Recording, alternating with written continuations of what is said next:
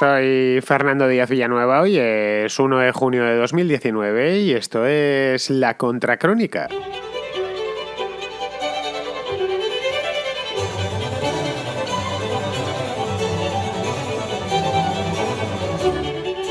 Bienvenidos al Contraplano en este primer día del mes de junio. El mes de junio es un mes maravilloso. ¿Por qué os preguntaréis? Bueno, pues porque al menos en estas latitudes empieza el verano este mismo mes, dentro de unos cuantos días, eso sí, hasta el día 21 no empezarán, pero bueno, ya hace buen tiempo. Y como bien sabéis los que me conocéis, a mí no hay cosa que más me guste que el verano, que haga calor, que haya luz del sol y que podamos salir a la calle en pantalón corto y estar con ligeros de ropa durante todo el día. Así que hay que alegrarse que al menos nos quedan por lo menos 3 mesecitos, algo más en Madrid, por lo menos 4 mesecitos de andar con el pantalón corto por ahí sin necesidad de abrigarse y tener las ventanas de casa abiertas. Por lo tanto, estamos de enhorabuena. Ya lo siento por vosotros, los argentinos, los uruguayos, los chilenos, que ahora lo que os llega es el invierno. Bien, en invierno, en verano, el hecho es que hoy hay Contraplano, el programa en el que los oyentes, vosotros, enviáis las películas que más os gustan o que menos os gustan. Hoy, por cierto, tenemos una contrarrecomendación, la veremos ahora, más adelante, y enviáis estas críticas a través del WhatsApp, de notas de voz del WhatsApp, al número siguiente. Apuntadlo bien, que lo voy a dar hoy y lo daré mañana y después ya no lo doy más en toda la semana, tampoco lo doy en la contrahistoria, ni en el contrapunto, ni nada de esto, así que apuntadlo bien, es el 690 82 7909. Es el mismo número para todos los programas, para todas las contras, para cualquier tipo de nota de voz que me queráis hacer llegar, con intención de que la emita, obviamente. Y ya sabéis, tiene que durar aproximadamente 2 minutillos, 1 o 3 minutos, dependiendo de la crítica que queráis hacer o, bueno, de lo que os extendáis. Pero no os extendáis mucho, es decir, las de 4 minutos ya son largas porque tienen que entrar como mínimo pues 5 o 6 películas en cada uno de los programas. Muy bien, pues dicho esto, vamos ya de cabeza directitos al contraplano de hoy.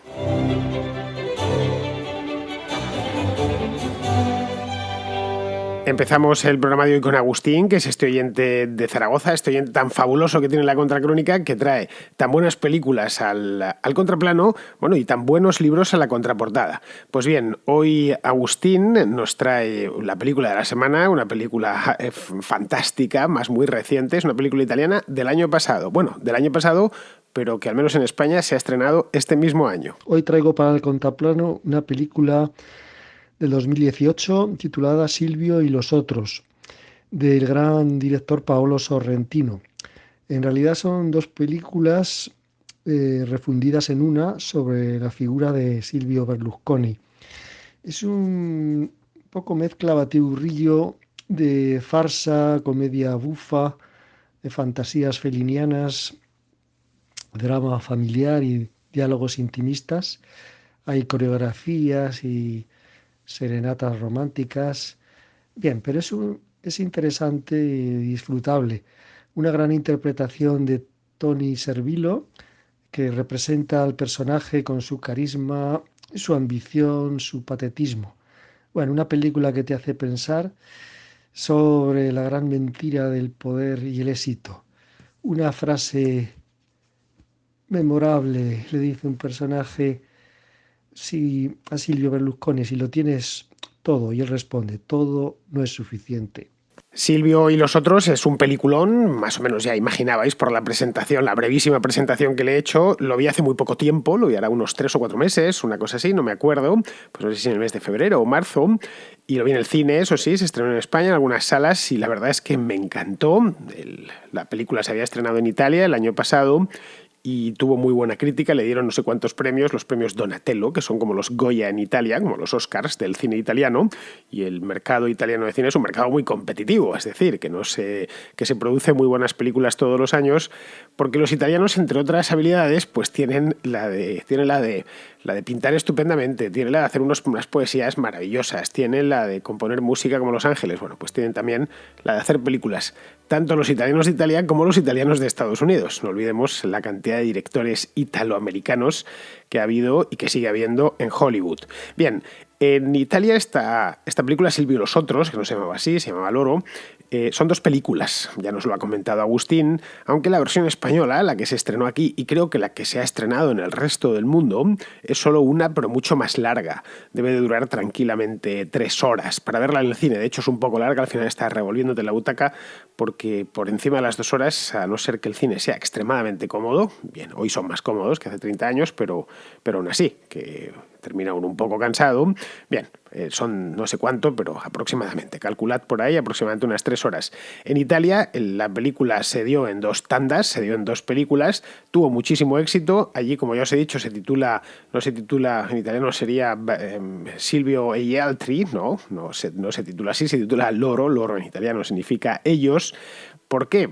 Pues porque la película, más que de Silvio Berlusconi, va de los que rodean a Silvio Berlusconi y las que rodean a Silvio Berlusconi también. Berlusconi es, como todos le conocemos, es un personaje excesivo ya de por sí, lo ha sido a lo largo de toda su vida, sigue vivo, por cierto, ya es mayor, bueno, ya lo era cuando la película retrata a un Silvio Berlusconi ya metido en la setentena, ¿no? Pero vamos, que si ya de por sí es un personaje excesivo por donde lo agarremos, y si hiciésemos un documental de él nos saldría un personaje excesivo, bueno, pues Paolo Sorrentino, el retrato que le hace es más excesivo aún todavía. Una cosa que roza lo disparatado en muchos puntos de la película. No es un biopic, a pesar de lo que dicen algunas críticas, ni creo que ni un biopic de Berlusconi, quiero decir, ni pretende serlo en ningún momento, ni tampoco es, como yo me imaginaba, tras ver el tráiler por lo menos, una crónica esperpéntica de sus andanzas. No es exactamente eso, es esperpéntico porque es que el personaje es esperpéntico en sí, pero vamos... cubre solo un periodo muy breve de la vida de Berlusconi, además breve y reciente. Creo que son, no sé si 3 o 4 años de su vida, y además recientes, de hace unos 10 años aproximadamente. Creo que es entre el año 2006 y 2010, una cosa así. A mí, en algunos aspectos, en bastantes, de hecho, esta película de Silvio y los otros me recordó al Lobo de Wall Street de Scorsese, que es una película de hace no mucho tiempo, pues era eso, 3 o 4 años, que también me gustó mucho. Y con la diferencia de que, claro, aquí quien está fuera de control no es un broker de Wall Street de tercera división, como era Jordan Belfort, el protagonista del Lobo de Wall Street, sino el primer ministro de Italia. Además, Berlusconi ha sido primer ministro de Italia 3 veces, no consecutivas, pero lo fue en los años 90 y luego posteriormente en 2006 en 2001 y después posteriormente en 2006. Es decir, que no es tampoco una película política, no es cine político, Silvio y los otros. Quien vaya con la idea de encontrarse una película como puede ser estas que se hacen en Estados Unidos a veces sobre presidentes, no se va a encontrar nada similar a eso. Y de la misma manera que, ojo, la película de Scorsese, la de Lobo de Wall Street, tampoco pretendía ser cine financiero, como puede ser Wall Street, la misma de Oliver Stone, o como puede ser La Gran Apuesta, que sí es cine relativo a las finanzas o que trata de finanzas. El Lobo de Wall Street, las finanzas están ahí y son importantes, pero es que hasta la estafa de Jordan Belfort era de menor nivel al lado de otras películas que se hicieron, sobre todo en tiempos de la crisis económica, como Margin Call, por ejemplo. No es una película para aficionados a la economía, es para aficionados al buen cine, pues esta tampoco es una película para aficionados a la política. Es, eso sí, un retrato más que de la Italia actual, como dijeron algunos críticos al principio, es que es un retrato de cómo está Italia, ¿no? Es del mundo distorsionado que rodeaba a Berlusconi en su última gran época, que fue la década pasada, cuando fue primer ministro en 2 ocasiones. La primera fue de 2001 a 2006, creo recordar, y la segunda de 2008 a 2011. Después ya pues no ha tenido más oportunidades, y es que la verdad tampoco tiene edad Berlusconi, ni de los excesos que aparecen en Silvio y los otros, ni tampoco de ser presidente, porque creo que ya tiene más de 80 años. La primera parte, más que Milán, parece Long Beach o una playa de Florida, una cosa así. Unas tías macizas espectaculares, además con gran cantidad de ellas. El bunga bunga famoso de las fiestas de Berlusconi, no creo que fuese una cosa tan exuberante, pero bueno, están por doquier, además, cocaína, alcohol, fiestas, etc. Luego la cosa ya se va serenando un poco, pero no demasiado, porque Sorrentino emplea de manera sistemática en toda la película película desde el principio hasta el final. No sé cómo será la versión italiana, que es más larga, pues son 2 películas. Por lo menos la versión española tiene muchísimo humor y hay un montón de giros inesperados que va dando la trama. Vamos, que está muy bien. Bueno, no os quiero contar la película porque el desenlace ya lo conocéis. No es a poco que conozcáis la política italiana y conozcáis a Berlusconi, conozcáis sus problemas judiciales, que han sido muchísimos, pero de cualquier manera os recomiendo verla porque es muy buena. Os la recomiendo vivamente. La tienen, por cierto, ya no sé si está en cartelera, supongo que no, estamos en el mes de junio y la película la estrenaron en España en Navidades, supongo que, y en no muchas salas, en muy poquitas, así que supongo que la habrán descolgado ya hace tiempo, pero la tienen en Filmin. Esto lo he visto y bien, está ahí, en Filmin os podéis dar de alta, es una especie de Netflix, es un Netflix de buenas películas, creo que cuesta de hecho lo mismo, 7,99, 8,99 o algo así, pero en Filmin tiene la ventaja de que las películas se pueden ver solas. Simplemente entra uno con un videoclub, paga la película, creo que tienes 3 días para poderla ver desde que has pagado, y esta en concreto, os la he ido a buscar a la web de Filmin, cuesta 3,95, 3,95 €, es decir, por 4 euros os podéis ver la película en vuestra Smart TV o en el ordenador o en el iPad, donde la queráis, ¿no? Filmin tiene tanto servicio web como una aplicación. La tenéis en versión original y la tenéis en versión doblada en español. Yo, por supuesto, recomiendo la versión doblada porque la original en 2 partes, podréis pensar, ¿no? Pero prefiero ver la versión italiana porque tiene 2 partes y así ese metraje que se quitó para la versión internacional pues estará incluido. Pero la que tienen en Filmin es la versión que se dio fuera de Italia, eso sí, en su lengua original, en italiano. La versión original de Italia solo se distribuye dentro del mercado italiano. Eso sí, si queréis verla en versión original, pues tampoco pasa nada. El italiano, a fin de cuentas, es una lengua civilizada, que suena además muy bien, que no es como el inglés o como el alemán. Bien, vamos ahora con otro oyente y otra película, se llama Nelson, y nos trae una película bastante buena, por cierto, de los hermanos Coen. Se trata de la cinta de los hermanos Coen, O Brother, que es del año 2000. Es una historia que está basada en la Odisea de Homero y está protagonizada por George Clooney, John Turturro y Tim Blake. Me gustó mucho porque es una película muy divertida que mezcla la Odisea con el folclore del sur de Estados Unidos. Está ambientada en la década de los años 30 y son 3 presos que se escapan de la cárcel en busca de un tesoro. Pues nada más. Espero que os guste, que la disfrutéis y muchas gracias por todo, Fernando. Pues esta de O Brother es una película estupenda, supongo que la conoceréis porque tiene ya muchísimos años, pues tiene 20 años, casi, 19, es del año 2000.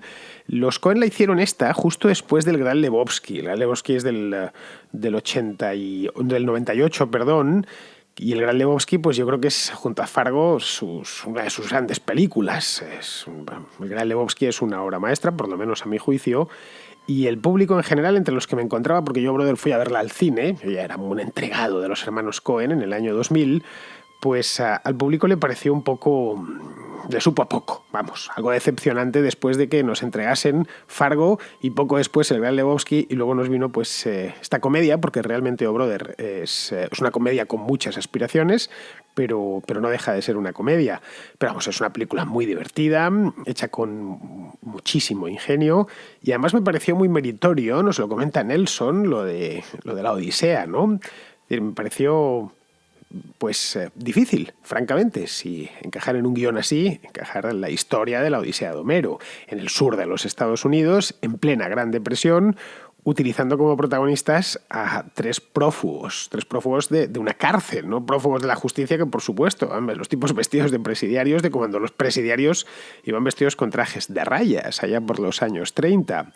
De hecho, Ulises sería George Clooney, que es el protagonista de la película, el segundo es Turturro, que también está fuera de lo común, porque Turturro es un actor espectacular, poca suerte ha tenido este hombre para lo bueno que es decir, que no le han dado grandes papeles, pero vamos... George Clooney en la película se llama Ulises, su personaje se llama Ulises y estaba en la cárcel, él se fuga pero estaba en la cárcel por ejercer, no por asesino ni por ladrón de bancos ni nada de esto, sino por ejercer la abogacía sin estar licenciado, que es la típica cosa que uno piensa, bueno, pues delito más tonto. Bueno, pues por eso estaba en la cárcel y él quiere salir, bueno, se fuga de la cárcel, no tanto por el dinero robado, que es el MacGuffin de toda la película, del que tienen que apropiarse antes de que se inunde un valle, porque están haciendo una presa hidroeléctrica. Pues su idea de fugarse no es tanto el dinero como que su mujer no se case con otro. Bien, Clooney está magnífico. Y ojo, el Clooney del año 2000, de hace 20 años, no era el Clooney actual. Era un actor que, bueno, ya era muy conocido, pero no era ni muchísimo menos tan conocido como actualmente. Era un actor en aquel entonces que había conseguido muchísima fama en una serie de televisión muy célebre. Se llamaba Urgencias. Los que tengáis cierta edad os acordaréis porque en España la dieron. Y de estas series míticas de los años 90, que le ejercía, bueno, pues de doctor joven y guapo ahí en Urgencias. Y en aquel entonces, cuando estrenó esta película Brother, lo que estaba tratando de hacer Clooney era abrirse camino en la gran pantalla. Es decir, convertirse en un gran actor de Hollywood. Ese mismo año, de hecho, hizo otra, que es también una gran película, que se llama La Tormenta Perfecta, que supongo que habréis visto, se vio muchísimo en su momento y después. Luego ya a partir de ahí ya le llegarían a Clooney grandes papeles. Pero vamos, hasta ese momento solo había protagonizado algún papel protagonista, como Tres Reyes, por ejemplo, creo que es del 97 o el 98, Abierto hasta el amanecer, que es anterior. De hecho, en Abierto hasta el amanecer no tiene ni el pelo blanco todavía. Abierto hasta el amanecer es una buena película de Tarantino. Y el resto pues eran papeles secundarios, los que había hecho en el cine, estoy hablando. En esta misma época, la segunda mitad de los 90, él estaba de gran estrella televisiva, ¿no? Pero vamos, O Brother le consagra definitivamente a Clooney, se consagra además con los hermanos Coen, y gracias a ello pues ascendió a la primera división de los actores, una primera división de la que no ha vuelto a descender desde aquel momento. Así que muy recomendada esta película y... os guste o no os guste el género, a mí las comedias evidentemente me encantan, pero vamos, el buen rato lo tenéis garantizado porque es una peli realmente graciosa.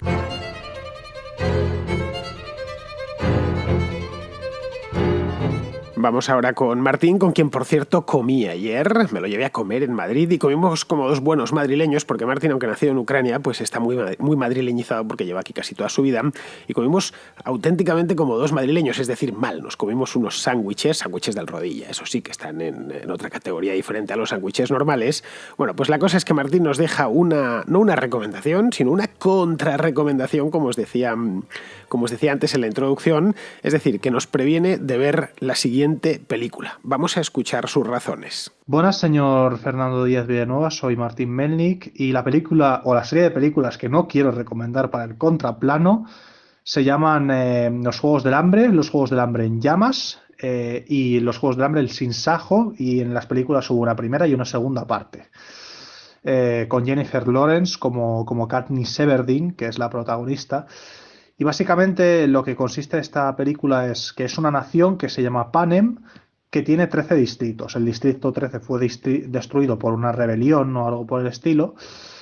Y se distribuyen del distrito 1 al 12. El 1 es el más rico y el 12 es el más pobre de todos.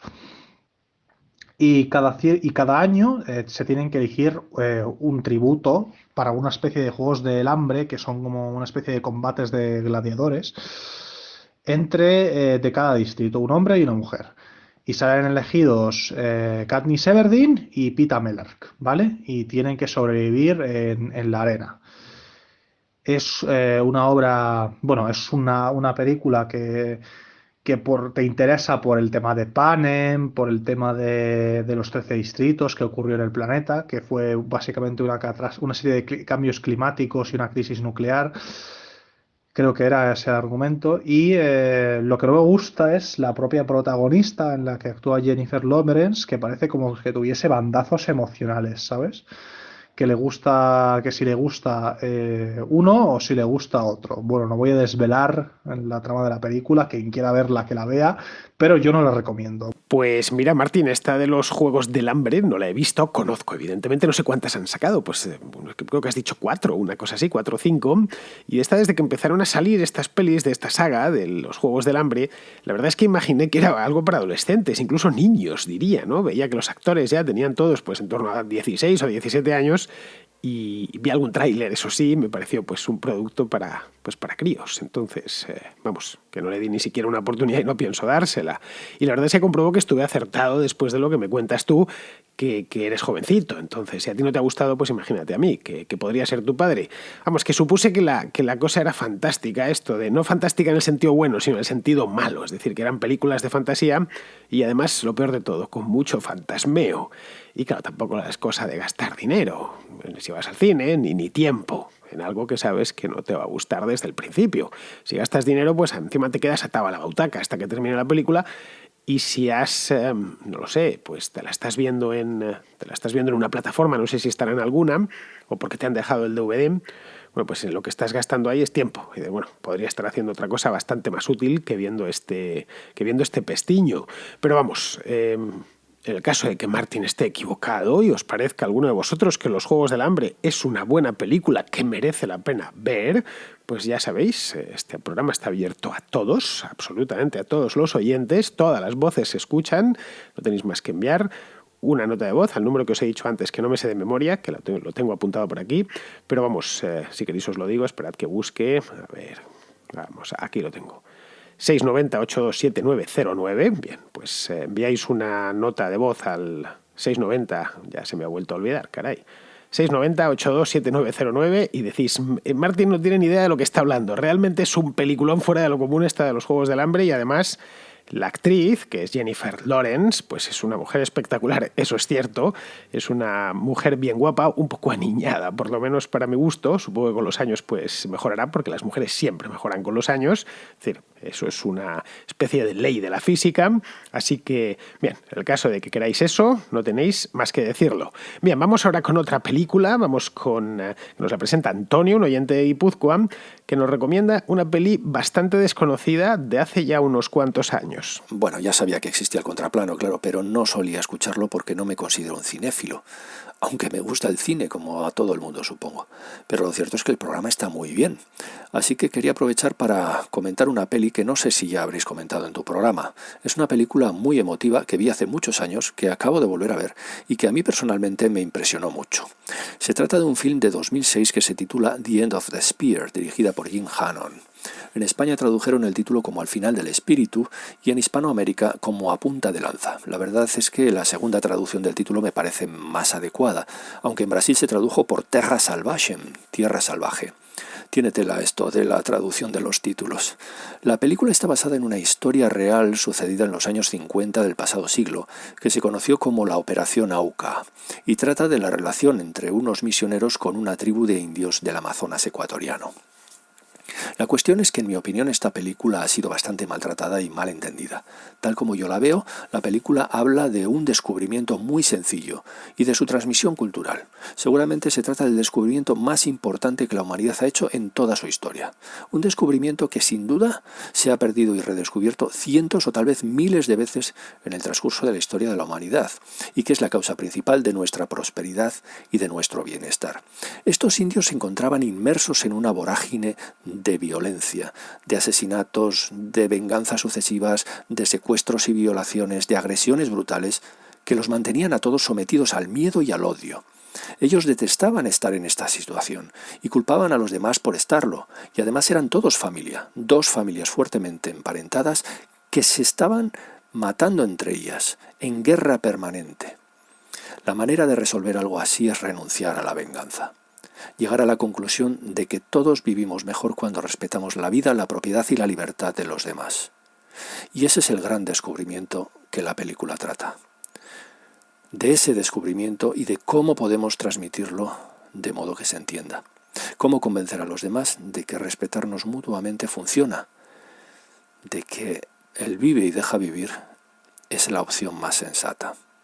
La película en cuestión está en YouTube. Hay varias versiones de la misma, tanto en español de España como español de América, en portugués de Brasil y en inglés con subtítulos, así que es muy accesible. Felicidades por el programa. Un abrazo, Fernando. Pues muchas gracias, Antonio. Bueno, gracias por escuchar el contraplano, eso por supuesto, y por recomendarnos una película que además no he visto, pero que, bueno, me he guardado en YouTube porque nos comentas y efectivamente es así. la he guardado para ver, me la he puesto en los favoritos para poderla ver un día esta semana, buscaré un ratito y la veré. Nunca, siempre hay que... Para ver una buena película siempre hay tiempo y se puede sacar de cualquier lado, así que la veré a lo largo de esta semana. Os dejo el enlace de cualquier manera, lo tengo aquí, os lo dejo en mi página web, por si queréis echarle un vistazo. La película se titula, os digo el nombre de nuevo, por si queréis buscarlo vosotros, vamos, El final del espíritu. Os lo dejo en la versión en español doblada, por supuesto. Supongo que si la buscáis por ahí en versión original, pues la encontraréis. Eso sí, he echado un vistazo por encima y una parte está en español y otra, pues la de los indios hablan en su idioma indio, pero bueno, la parte de los indios está subtitulada. Respecto al contraplano, lo que comentas, pues a ver, Antonio, este no es un programa para cinéfilos, al menos en el sentido que tiene la palabra cinéfilo. Sabes que es polisémica y tiene varios, ¿no? Cinéfilo es cualquier persona que le guste ver películas, pero también pues un tipo que es extraordinariamente aficionado a las películas o que no piensa en otra cosa. Vamos, a ver, cinéfilos a fin de cuentas creo que lo somos todos. ¿A quién no le gusta ver una película? O sea, buena, mala o regular, a todos nos gusta. Yo no he conocido a nadie que no le guste ver películas. Este es un programa para gente que nos gusta ver películas, nada más. Por eso las críticas las hacen los oyentes, los críticos son los oyentes, y no unos tíos cursis y redichos que escriben para que lo lean otros tíos cursis y más redichos todavía, es decir, para que lo lean otros críticos de cine. De tal manera que muchas veces las críticas pues, son directamente infumables. Mira, un ejemplo clarísimo. Tú mismo, que no eres crítico de cine, pues nos has hecho una crítica estupenda de esta película, El final del espíritu. Vamos, tan estupenda, en muy poco tiempo además, en un par de minutos, que me apetece verla y que me la voy a ver esta semana. Ojo, y conste que sé lo que digo con respecto a las críticas porque leo muchas y he leído muchísimas críticas de cine a lo largo de mi vida. Antiguamente hasta veía programas cinematográficos en televisión, como el mítico Días de Cine, cuando lo presentaba Gasset Du Bois, que la verdad es que este hombre tenía mucha gracia. Creo que Gasset Du Bois sigue vivo, está retirado ya desde hace años, pues ya tiene cierta edad, pero vamos, este tenía mucha gracia, especialmente cuando daba paso a la publicidad. Bien, pues estoy mirando el reloj, vamos a ir terminando ya. Lo hacemos con Pedro, que nos trae una película, pues a ver cómo la denomino, una película de tipos duros. Pongámonos en situación, Fernando. Navidad de 1991, y más concretamente el 13 de diciembre. George Bush padre ya está en la Casa Blanca, la Unión Soviética está desintegrándose y se estrena en Estados Unidos una película titulada El último Boy Scout, una película que no ha pasado a la historia como una gran película de acción o una de las mejores películas de acción, pero sí que guarda un lugar en el corazón de muchos amantes del cine de acción, porque es una película que mezcla muy bien acción y comedia. Tiene unos diálogos completamente desenfrenados. Es una película que, bajo mi punto de vista, hoy en día costaría mucho hacer. Al menos ningún gran estudio, como en este caso la Warner Bros., creo que se atrevería a hacer con el guión intacto, tal y como se escribió en 1991. Y es que la película es muy políticamente incorrecta. Tiene unos diálogos muy chabacanos, desenfrenados, no se arrodilla ante lo políticamente correcto. Y algunos de los diálogos pues son memorables. La verdad es que yo cada vez que la veo, porque la reponen bastante, cada vez que la veo, antes de tener lugar los gags, como ya los conozco, solo con ver la cara de los protagonistas ya me empiezo a reír. Está protagonizada, como digo, por Bruce Willis y por un actor afroamericano que se llama Damon Wayans, la famosa saga de los hermanos Wayans.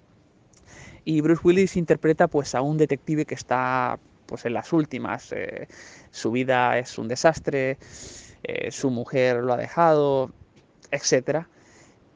Pues, le da la bebida, y el personaje de Damon Wayans, que es un exfutbolista de fútbol americano, exjugador de fútbol americano, y ambos se unen pues para acabar con una trama criminal que está pues en el fútbol americano, en la organización del fútbol americano. Y la verdad es que, como ya digo, los diálogos son muy burdos, muy duros y seguro que mucha gente lo ha visto, pero sin embargo no todo el mundo la ha visto, porque no es una película que sea hiperconocida, no es la más conocida de Bruce Willis. Digamos que es una buddy movie, película de compañeros policías que ya en los 80 pues se había popularizado con películas como Arma Letal. Está dirigida por un veterano como Tony Scott, ya difunto, hermano de Ridley Scott. Y está rodada con mucho pulso, y sobre todo el guión escrito por Shane Black, que es el mismo guionista de Arma Letal precisamente, y que escribiría otras películas más tarde, como El último gran héroe o Memoria letal. Y la película, la verdad es que cada vez que la veo me río mucho. El último Boy Scout es la última entrega de un género muy de los 80 que retrataba tipos duros, como os he dicho antes, tipos así duros, con la vida algo desordenada, generalmente policías, a veces policías retirados, otras veces policías en activo, pero que no se llevan bien con el comisario, pero que a pesar de todo eso, que llevan una vida, ya digo, desastrosa en algunos casos, pero que a pesar de eso son buenos y nobles, suelen ir con barba de 4 días, con vaqueros, a veces sucios, en fin, que su vida no es muy recomendable, pero es muy buena gente. Son verdaderos héroes en los que nadie vería un héroe. De hecho, hubo en esos años, los años 80, básicamente coincidiendo precisamente con Ronald Reagan, no es casualidad, hubo una auténtica fiebre de estas películas, de este género. Casi todas protagonizadas, pues los actores eran casi todos los mismos. Solía ser Bruce Willis, como es el caso del último Boy Scout. Sylvester Stallone hizo unas cuantas. Mel Gibson también, las de Arma Letal, que fueron muy famosas. El último Boy Scout llegó, de hecho, como os he dicho antes, al final ya. Llegó cuando el género estaba maduro, estaba ya muy refinado, y los directores sabían exactamente cómo entretener a la audiencia, colocando todos los elementos de la película en su sitio, es decir, todos los elementos narrativos, pues el policía desastroso, los malos, que generalmente eran un poco, como dicen en inglés, cartoonish, ¿no? Un poco malos de broma, pero a menudo extranjeros, por lo general, normalmente alemanes o europeos, una trama con muchos tiros y explosiones, y luego la redención final en la que triunfa el orden y la ley. Pero antes de eso, en estas películas suele haber un momento de bajón, en la que el héroe está a punto de perder y tiene tentaciones de tirar la toalla. En algunas hay incluso amorío, en otras lo que hay es recuperar a la mujer. Es decir, que se llevan una vida fatal y entonces la mujer les abandona, o ya empiezan divorciados la película y terminan reconciliándose. Ese fue el caso, El patrón de La jungla de cristal. Pues bien, años más tarde estas películas tuvieron tanto éxito, y yo las veía de niño, obviamente, y me gustaban, por supuesto. Años más tarde, John McTiernan, que había dirigido La jungla de cristal, que es, pues yo creo que es el buque insignia del cine de tipos duros, hizo una parodia de este género, con una película titulada, no ha pasado nunca por aquí por el contraplano, titulada El último gran héroe, con Arnold Schwarzenegger haciendo pues eso mismo, interpretando al héroe. Y ya luego, pues el género, después de El último gran héroe, se fue apagando pues hasta el día presente. Muchas de estas pelis hoy son películas de culto, unas veces porque las vimos de niños, y claro, ahora ya que somos adultos, pues nos gusta ver esas películas que tanto nos fascinaban cuando teníamos 10 o 12 años, y otras veces porque la ven las generaciones jóvenes y dicen, caray, que estas películas, pues, y decían palabrotas continuamente y decían unas barbaridades que hoy serían impensables. Ni en un policía duro de Los Ángeles es capaz de decir estas cosas, ¿no? Es decir, el cine en los últimos años, y perdonad por la expresión, se la coge con papel de fumar los guionistas, lo cual me parece normal, porque ya sabéis que a la primera de cambio pues les ponen una demanda o les montan una campaña, y en Hollywood luego se ve a los héroes que fuman, hoy también es impensable eso, se ve a los héroes que beben whisky, también sería una cosa impensable, pero bueno, ya sabéis, cada época tiene sus cosas. Muy bien, pues antes de irnos, no os dejo una película, os dejo una reflexión sobre el tema del doblaje que me deja Luis desde Argentina. Si pudiéramos leer y ver imágenes al mismo tiempo, no sería en ningún lado delito leer el celular mientras manejamos. No estaría penado por ninguna ley. Pues muy bien tirado, Luis. Además, una cosa más. Pudiendo escuchar, ya os lo he dicho, a los actores hablar en nuestra bella lengua castellana, ¿por qué hacerlo en otra lengua que o no entendemos del todo y nos obliga a leer? O entendemos, pero es más fea que la nuestra. Yo creo que la cosa está, pero más que clara. Así que siempre que podamos, siempre que sea posible, pues veremos, o yo por lo menos lo tengo clarísimo, cada uno que haga lo que quiera, veo las películas dobladas. Muy bien, pues con esto ya termina el contraplano de hoy y ya sabéis, yo os emplazo mañana, que seguiremos en el mes de junio y nos queda muchísimo tiempo de mes de junio por delante, os emplazo mañana en la contrarréplica. Hasta mañana, amigos.